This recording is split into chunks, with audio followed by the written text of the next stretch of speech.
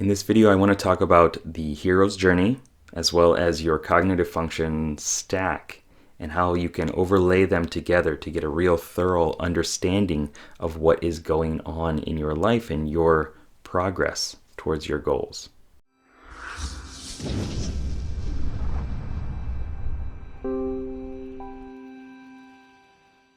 What's up, legend? It's Sherman here from Geek Psychology, helping you find your true character and level it up so you can play life better. So I recently saw that there was another video creator, another content creator pair making videos about the hero's journey. And I thought that I had a lot to express related to that. Just no bashing or conflict or anything like that. I like what they're doing. I think they're going in a little different direction than I am. I'm trying to simplify things, and I think they're getting more and more minute and defined about it, right? And that's cool. That's cool. I think there's plenty of room for everybody. But when it came to the hero's journey, I thought that I could give some of my input as well. So this video is going to be a little intense and a little bit in depth. So if you don't know your cognitive functions, if you don't know your function stack, then this might not be the video for you. Okay. So first up, within your personality type, within your stack, you got the dominant, auxiliary, tertiary, and inferior or aspirational function. Okay. So we're going to use those terminologies as well as mine, the hero, for the dominant function. This is a pretty standard one that a lot of us use now. And the auxiliary function as the mentor, and the tertiary function as the sidekick, and the inferior or aspirational function as the maverick. That kind of part within you that's kind of going the different direction. It's a little bit of anti-heroic in some ways. It's not quite on the same mission as the hero, and yet it's still part of the journey. It's not like an enemy or anything like that. It's just going a little bit of a different direction. It causes some problems. It's like Boromir, I suppose, within the Lord of the Rings. Like he's there, he's part of the team, and yet, his greed got a hold of him, and he wanted to take that ring. You could think of it as like that, or some sort of other character like that just causes problems. I use Raphael from Ninja Turtles a lot because he's part of the team, but he just kind of creates some issues. So anyway, those are the terminology that we're going to use here, and we're going to use Dan Harmon's story circle as well. I've explained this before, but I'm going to go into it again. Here we go, because this is a simpler version than the hero's journey itself, but it still gives a lot of depth. So you start with your daily life, your regular routine, and then you need something, and then in order to get that thing, you have to go into the other world. You have to just go. You have to go somewhere. You have to do something, right? You can't just want it and need it and then it comes to you, as sweet as that would be. And then from there, there's the search and the struggle, and then finding the thing that you were searching for. And then from there also, you gotta take it, you gotta get it, but you also pay the price. There's some sort of sacrifice usually. And then you can you can return to the normal world and change, or having been changed. Then you go back into you and you start the quest again. So if we take these two models, we have the hero's journey, and then we have another one where your cognitive function stack looks like a diamond. Okay, you have your hero on the top, your dominant function, then you have your auxiliary and tertiary on both sides, and your maverick at the bottom, your inferior or aspirational at the bottom. Okay, overlay them on top of each other. The dominant function, your hero, is you. A lot of us can really relate to this, unless you've had a lot of trauma or just issues with your personality type not being honored, or whatever it is. Like, most of us really identify with our dominant function.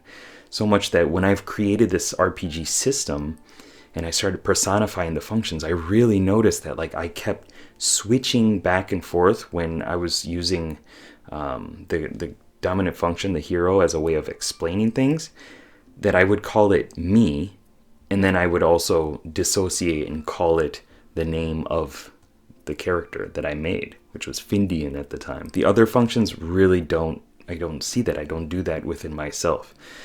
But the hero, this is where you are. This is your normal life. Okay, so if we're talking about some sort of struggle or issue, this is where life is just kind of okay.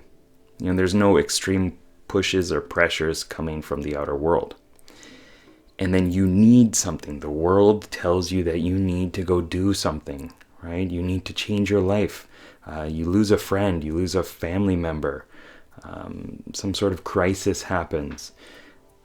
You lose your job, right? Somebody says something about you that really hurts. Whatever it is, the outer world is pulling you or telling you that you got to do something. Okay? And then you get to go. You have to go somewhere, right? You have to do something, take some sort of actions to change your life.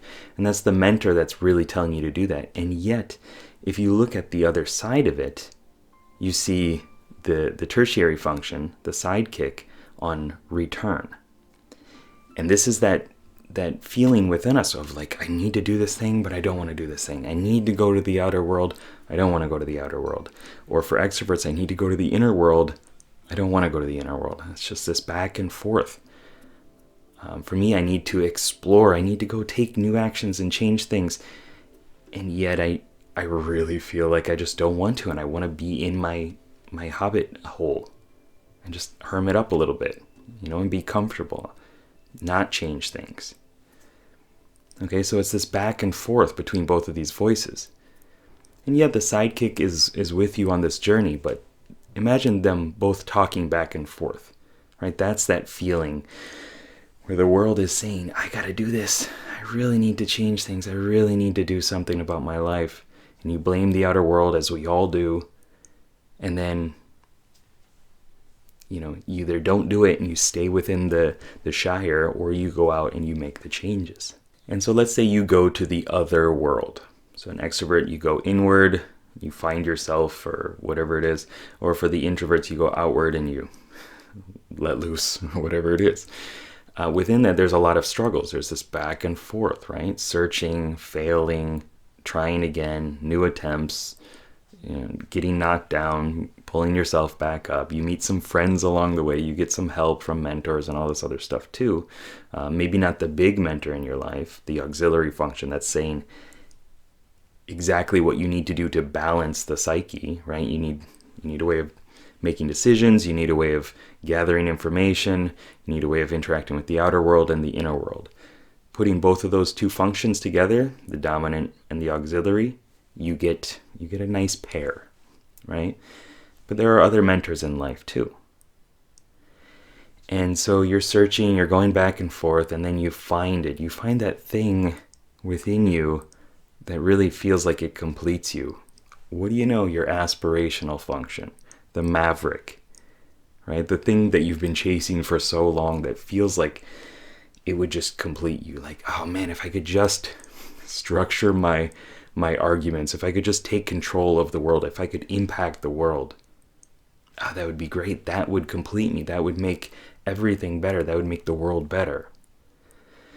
Well, within your inferior function, that's where you find that. And when you find it and you get more control over this aspect of yourself, then you start to learn different ways of dealing with it, ways of taming it and controlling it, not defeating it necessarily, but if you were to defeat it, then gathering its essence and bringing it in and using that, right?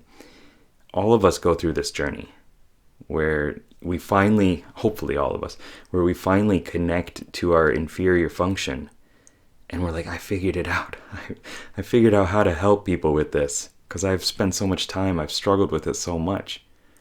This is like what's going on with me in productivity videos and self-understanding videos as well, but productivity and getting goals done and that type of stuff has been a struggle for me my whole life until I figured out some things and then I've been teaching them, right? That's me connecting to my extroverted thinking, my strategizing commander aspect of myself. And yet when you find it, when you connect to that inferior function, you pay some prices. You die in some ways. You can't go back to the old you that played small. I had to stop playing games for the most part because I had a bigger mission. I had more things to do. I couldn't play small anymore. I had to, not really talk to certain friends as much and stuff. I had to just change my life, take new actions. I had to put myself out there on video and stuff like that, just as part of my journey, and something that I could not ignore anymore. So I kind of paid the price for that. We all have that. When you grow in some way, you encapsulate that lower level of yourself. Yes, you transcend it, right? But it's different now. So you go back to return, right? You go back to the natural world with it. If you're an extrovert, you go back to the extroverted world of things. You go back to the introverted world of things for an introvert. And you've gained new skills, right? You've learned new techniques and you've paid prices, you've struggled, and you have changed. And as I said before, you can also change the world by incorporating these aspects within and sharing them with other people. You start back up again. And so if you look at your personality type overlaid on top of the hero's journey again, this story circle again, you see these points between you and go is need, between the dominant function and the auxiliary function. It's showing you what you need to do in order to create a better life for yourself. You need to do the auxiliary function. And between go and find, you have search. Right? Between the auxiliary function and your inferior function, there's a lot of searching. There's a lot of struggles. Both of them are the other world for you. And there's a lot of pain and issues within there. But there are a lot of lessons as well. In between find and return, you have take. You take the thing, you get it, you also pay the price. And looking at these two, you have the inferior function, your Maverick, and you have your tertiary function, the sidekick, right? So these are together an aspect of your personality that really, you struggle with. Like for me, an INFP, looking at this is like an ESTJ. It's flipped. Okay? So your inferior function becomes your hero, becomes the hero of the story, right? And your tertiary becomes the auxiliary, the mentor. And that, it's hard to deal with people of the opposite personality type like that. Because you share so many things, but they're not valued the same. And by accepting that person, that type of person, has a lot of good within them, it hurts at first. It's a difficult thing to do. And the last one, between return and you, between the tertiary and the dominant function, you have change. And we all need to change this aspect of ourselves. If we want to change, we have to go through this journey. A lot of ways of looking at it. Also really getting control over both of these together and knowing when you need to change them, when you don't, when you need to listen to which voice here.